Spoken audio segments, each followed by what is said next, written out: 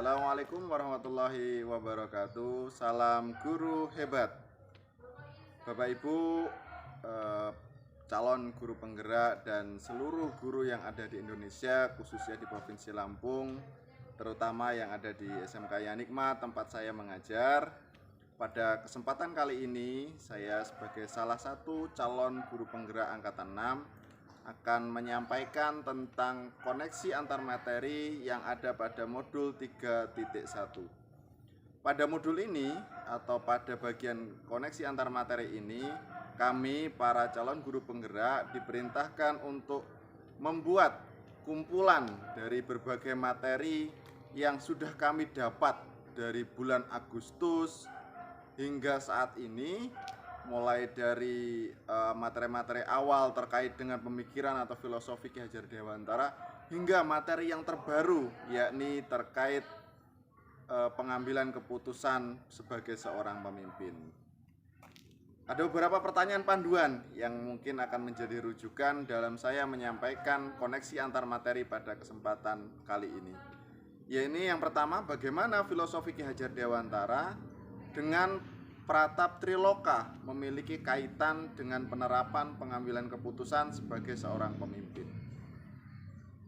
Kita sebagai seorang guru adalah juga seorang pemimpin. Pemimpin di dalam kelas, pemimpin di dalam pembelajaran yang pastinya akan menemukan berbagai kasus, berbagai kejadian yang kemudian di dalam kita membuat sebuah keputusan, kita akan berasumsi, kita akan menggunakan rujukan, yakni berupa filosofi Ki Hajar Dewantara, yang dimana pemikiran beliau adalah bagaimana pendidikan itu berpihak kepada murid, sehingga apapun yang kita putuskan itu berdampak baik ataupun berdampak positif kepada murid yang kita didik. Kemudian Bapak-bapak, Bapak Ibu guru hebat semua, pertanyaan kedua, nilai apa yang tertanam dalam diri kita berpengaruh pada prinsip yang kita ambil dalam pengambilan suatu keputusan. Yang paling utama adalah nilai-nilai kebajikan. Jadi banyak sekali nilai kebajikan yang ada pada diri kita, baik itu secara lahiriah maupun secara batiniah, mulai dari nilai keadilan, kejujuran, kepedulian, rasa empati, simpati, dan seterusnya. Itu akan menjadi salah satu penyebab di dalam kita membuat sebuah keputusan, terutama keputusan yang berpihak kepada murid. Nah, kemudian ada pertanyaan selanjutnya, yaitu bagaimana materi pengambilan keputusan berkaitan dengan kegiatan coaching atau bimbingan yang diberikan pendamping atau fasilitator dalam perjalanan proses pembelajaran kita, terutama pengujian pengambilan keputusan yang telah kita ambil. Menurut saya, sebagai seorang guru penggerak, dengan adanya materi coaching di beberapa bulan yang lalu, membuat saya termotivasi untuk bisa mengcoaching diri saya sendiri, rekan sejawat saya, rekan mengajar saya, dan lebih utama lagi murid-murid saya.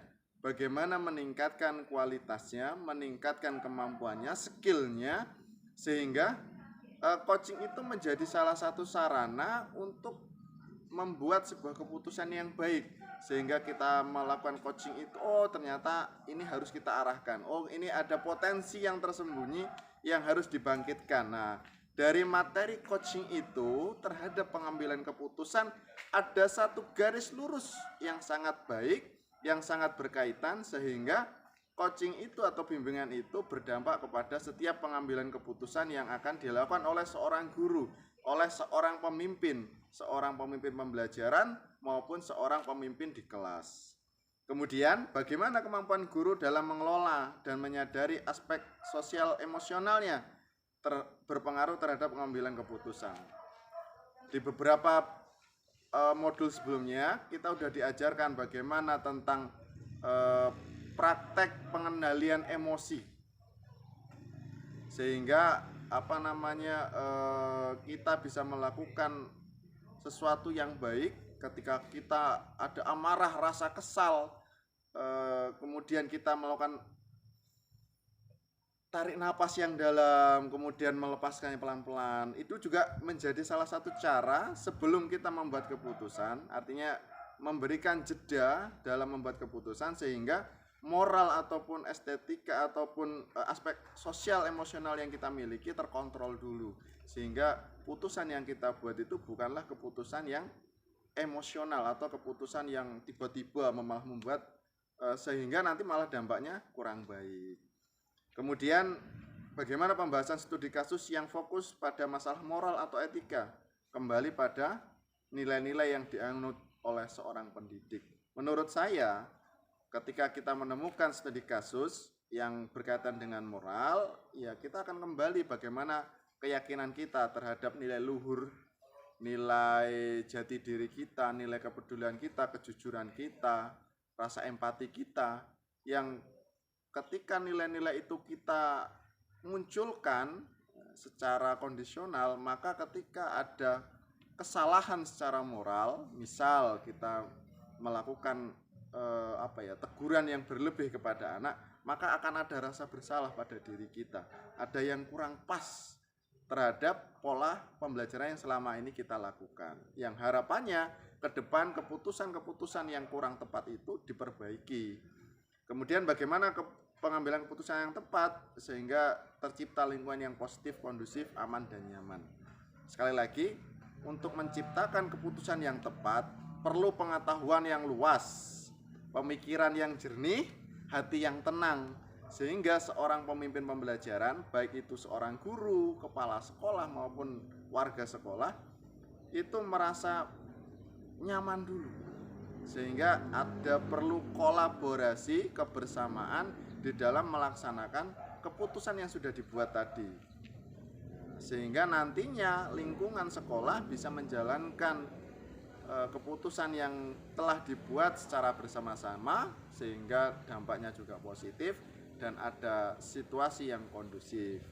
Kemudian tantangan yang ada di lingkungan di dalam menjalankan, tantangan pasti selalu ada, baik itu berupa tantangan dari mungkin yang kurang sepaham dengan keputusan yang dibuat, atau dengan kurangnya dukungan dari pimpinan, dari kepala sekolah, dari warga sekolah lainnya. Nah, inilah yang kemudian harus kita bangun dengan komunikasi, sehingga perubahan paradigma, perubahan kondisi di lingkungan sekolah tidak bisa secara instan, secara konstan, secara tiba-tiba berubah menjadi langsung baik, tetapi butuh tahapan-tahapan, butuh proses yang harus dilalui. Kemudian bagaimana seorang pemimpin pembelajaran dalam mengambil keputusan dapat mempengaruhi kehidupan atau masa depan muridnya. Ketika kita memotivasi anak, kalau kamu ingin jadi orang yang sukses, ingin menjadi orang yang benar-benar bermanfaat untuk masyarakat, maka lakukan sesuatu yang baik hari ini. Nah, itu menjadi salah satu asbab, bisa jadi ke depan dia menjadi seorang yang lebih baik. Bukan berarti kemudian diukur dari hartanya atau dari segi nilainya, tapi bagaimana anak itu memiliki akhlak yang baik. Kalau dalam Islam itu adalah akhlakul karimah. Maka di masa yang akan datang, anak itu di masyarakat akan muncul rasa kepedulian, akan muncul prestasi tersendiri, bukan hanya dari segi nilai, tapi juga dari segi kemampuan bermasyarakat, komunikasi dengan masyarakat. Kemudian bagaimana seorang pemimpin pembelajaran mengambil keputusan, artinya mengoptimalkan potensi-potensi yang dimiliki seorang murid. Nah, inilah pentingnya adanya pembelajaran diferensial.